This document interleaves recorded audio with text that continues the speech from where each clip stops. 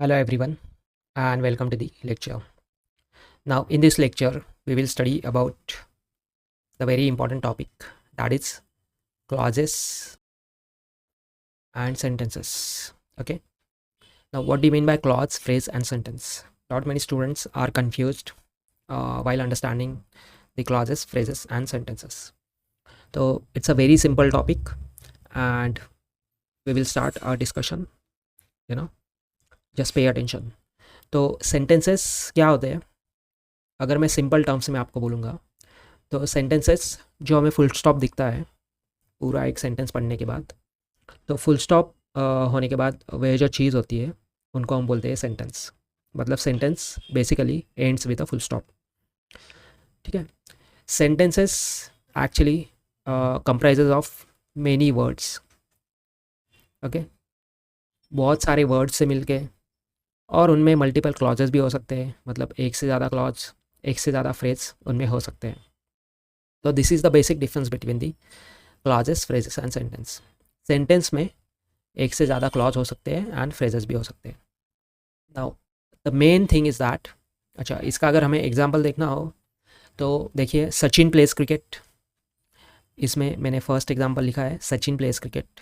इसको हम full stop से एंड कर रहे हैं, तो यही पूरी चीज़ क्या हो गई हमारी, it is nothing but a sentence. Second example भी देखिए, I saw a snake while I was walking on the road. तो इसमें एंड में मैंने एक फुल स्टॉप दिया है, तो यह पूरी चीज़ क्या हो गई, this is nothing but the sentence. Why? Because it is ending with the full stop. अच्छा, इसमें अगर हम बाइफरकेट करें तो फिर हमें एक क्लॉज मिलेगा और दूसरा भी क्लॉज मिलेगा, और दोनों क्लॉज को ज्वाइन करने के लिए हमने एक कंजंक्शन का यूज़ किया है। तो सेंटेंस में हमें multiple parts of speech, multiple phrases या क्लॉजेस मिल सकते हैं, और उन सबको कंबाइंडली हम बोल सकते हैं with the end of full stop as a what, sentence. Now it is very simple to understand what are the sentences. और मल्टीपल सेंटेंसेस मिलके हमारे पैराग्राफ्स क्रिएट होते हैं। ठीक है। तो this is the basic of the sentence. Now the real thing is that what is the phrase and what are the clause. यह चीज़ हमें समझनी है, फ्रेजेस क्या होते हैं एंड क्लॉजेस क्या होते हैं। तो चलिए देखते हैं। देखिए ये भी बहुत चीज़, बहुत it's a very simple thing, phrases and clauses. क्या लिखा है मैंने, टू और मोर देन टू वर्ड्स, इन दोनों को मिला के बनता है फ्रेज। वही सेम चीज़ क्लॉज में भी लिखा है, टू और मोर देन टू वर्ड्स। ठीक है। दो और दो से ज़्यादा शब्द मिलके बनता है हमारा एक फ्रेज, और दो और दो से ज़्यादा शब्द मिलके बनता है हमारा एक clause. That is the same thing. लेकिन the slight difference is there between phrase and clause. वह डिफरेंस क्या है कि फ्रेज में अपना खुद का मेन वर्ब नहीं होता, वही क्लॉज में अपना खुद का मेन वर्ब होता है। That is the only difference. Understood what is the difference between phrase and clause? Phrase and clause are exactly equal. दो और दो से ज़्यादा शब्द मिलके कुछ चीज़ बनती है जो लिखते हैं हम, और उसमें अपना मेन वर्ब अगर होगा तो हम उसे बोलेंगे क्लॉज, और अगर उसमें मेन वर्ब नहीं होगा तो उसे हम बोलेंगे phrase.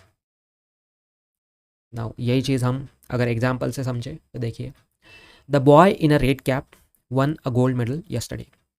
The boy in a red cap one a gold medal yesterday. इसमें यह जो रेड कैप है, इन अ रेड कैप, यह इस बॉय के बारे में विशेष इन्फॉर्मेशन बता रहा है कि नहीं बता रहा है? Just tell me, don't you think it is qualifying this boy? The boy which is the noun. Boy एक नाउन है और यही चीज़ उसको क्वालिफाई करने का काम कर रही है, इजंट इट? बॉय कैसा है?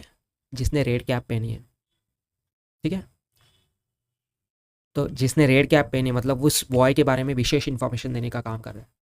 एंड वी न्यू दैट अगर कोई चीज़ अच्छा, उसके पहले अगर हम देखेंगे तो ये दो और दो से ज़्यादा शब्द मिलके बना हुआ एक फ्रेज हमें दिख रहा है कि नहीं? टू और more than two words, correct? तो दो और दो से ज़्यादा शब्द मिलके अगर कुछ चीज़ बन रही है तो ऑब्वियसली इट्स अ फ्रेज। यह सेंटेंस नहीं है, यह क्या है, एक फ्रेज।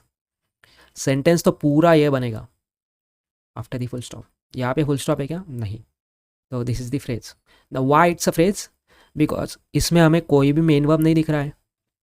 ऐसा कोई भी शब्द नहीं है जो एक्शन और एक्टिविटी रिप्रेजेंट करे जिसके 3 फॉर्म हो. It is missing in that and that's why it's a phrase. ठीक है. वही अगर हम दूसरा सेंटेंस देखेंगे, देखिए, the girl who wear a red sari is my sister. The girl who wear a red sari is my sister. Again, girl हमारे क्या है? Subject, which is the noun. यह नाउन को क्वालिफाई करने की चीज़ क्या हमें दिख रही है? कैसी गर्ल है जिसने रेड साड़ी पहनी है? कैसी गर्ल जिसने red sari. So it is actually qualifying this noun. तो something that qualifies the noun. उसके पहले अगर हम देखेंगे तो यह 2 और 2 से ज़्यादा शब्द मिलके बना हुआ एक फ्रेज या क्लॉज हमें दिख रहा है. Correct. If it is more than 2 words then obviously it's a phrase और क्लॉज. इन दोनों में से ही कोई होगा ना. फ्रेज और क्लॉज में से हम कैसे आइडेंटिफाई करें?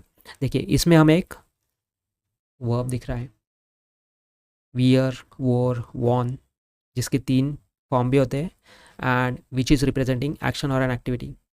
सो something which has its own main verb in it और 2 से ज़्यादा शब्द मिलके भी बन रहा है, तो वह हो गया क्या? Clause. That's it. This is the only difference between the phrase and clause. Now question आता है कि कौन सी एडजेक्टिवल फ्रेज होंगी. ठीक है. कौन सा एडवर्बियल फ्रेज होगा एंड कौन सा नाउन फ्रेज होगा. तो इट इज़ वेरी सिंपल. जैसे हमने पार्ट्स ऑफ स्पीच आइडेंटिफाई किए थे, अगर कोई नाउन को क्वालिफाई कर रहा है तो वह एक एडजेक्टिव होता है.